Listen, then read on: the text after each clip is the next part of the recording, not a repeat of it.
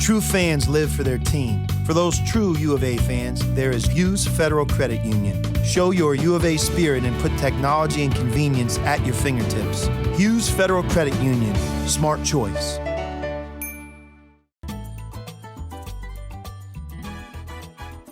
Welcome to Greg Hansen's Video Notebook, brought to you by Hughes Federal Credit Union.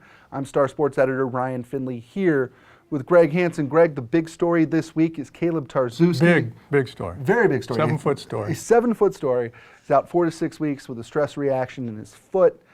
This is a very, very big deal for an Arizona team that has looked average to slightly above average the first month of the season.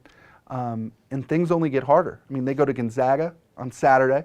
And then come home, play UNLV, pretty good team. Then next thing you know, it's Pac-12 conference play. And Kaleb Tarczewski, their most experienced player, might not be there.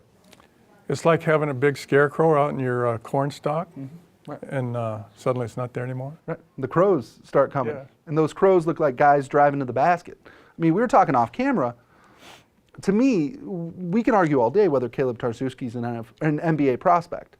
But he is kind of the key to what they do, in part because he cleans up a lot of the defensive mistakes that other guys make, because he can help out being 7 feet tall around the basket.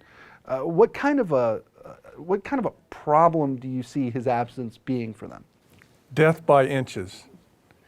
And it's funny, it's Gonzaga's the principal figure right now, because 4 years ago when Kaleb was in high school, that's when Gonzaga beat him in Seattle, and Sean Miller said, it was death by inches. Death by inches. And they had here we Jesse are. Perry at center against Robert Sacre.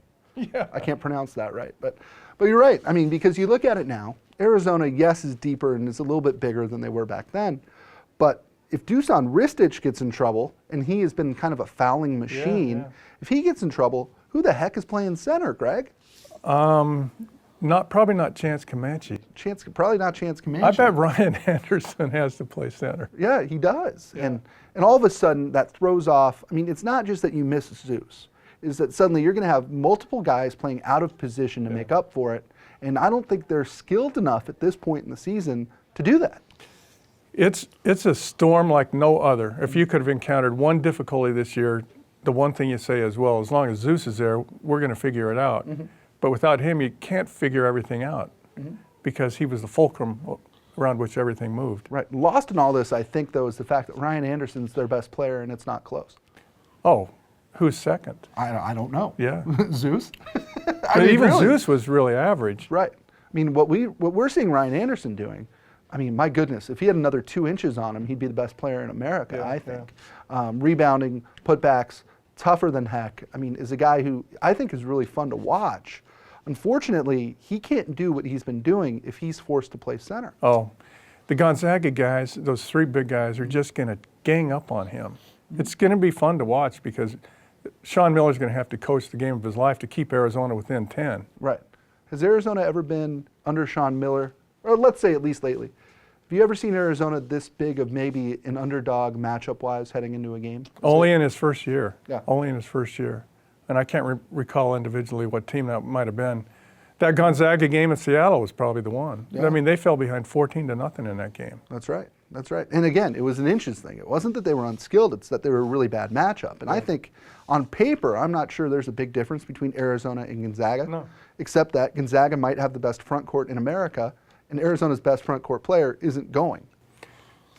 And to make it worse, I've seen Arizona play in the Spokane Arena like 3 times against Washington State. That's one thing, but they're playing in the kennel. Yeah. I mean, that's like playing a bear down gym. Yeah. So it's not going to be, they're not going to be nice. No. Real quick, about Kaleb Tarczewski. If he can come back for the start of Pac-12 play, do you think they'll be okay? Or is this an injury that we're going to be talking about in March? You know, the first 3 Pac-12 games are road games, ASU, USC, UCLA, games that they maybe could have won all 3, or at least 2-1. Now you probably go 0-3, and the whole season changes. Right. Even at ASU. Oh, you think they'll beat ASU up there without Zeus? I don't know. ASU's playing better. ASU kind of has their stuff together, I think. They're okay. Yeah. But up there, you know, it'll be fever pitch. Yeah. I mean, this changes everything. Right. Arizona's going to struggle to get a 6 or 7 seed, I think. Better Arizona teams have lost in Tempe to worse Arizona State teams, starting with last season. Yeah. Yeah. Big drama, the Arizona basketball program. The Wildcats head to Gonzaga on Saturday for a game 1:30 p.m. Tucson time in the aptly named Kennel. Greg, bring your earplugs. Yeah. That'll do it for this episode of Greg Hansen's Video Notebook, brought to you by Hughes Federal Credit Union. For Greg Hansen, I'm Ryan Finley. We'll see you next time. True fans live for their team. They buy the gear, they order the tickets, they pay for the seats and the experiences.